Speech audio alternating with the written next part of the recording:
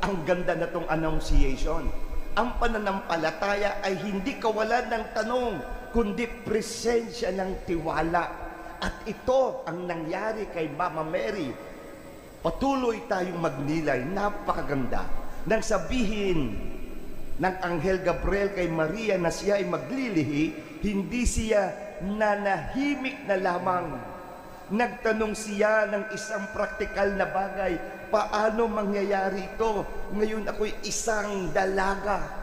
What a beautiful question. Ang mensahe, tinatanggap ng Diyos ang ating mga tapat na katanungan.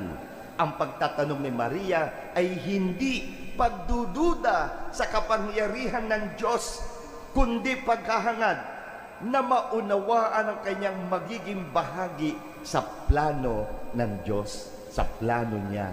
Kaya ito ang aral. Hindi natin kailangan magkaroon ng perpektong isipan na walang anong pagkaalinlangan para magamit ng Diyos.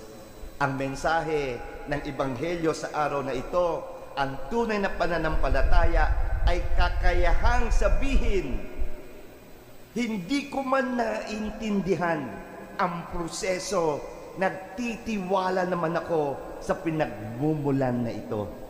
Ito ang karanasan ng ating inang si Maria. At ano ang konklusyon at anong magandang nangyari?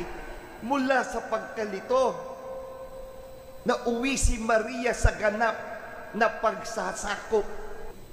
Mangyari sa akin ang ayon sa iyong salita. A meaningful, healthy resignation. Sa madaling salita, Lord, your will be done.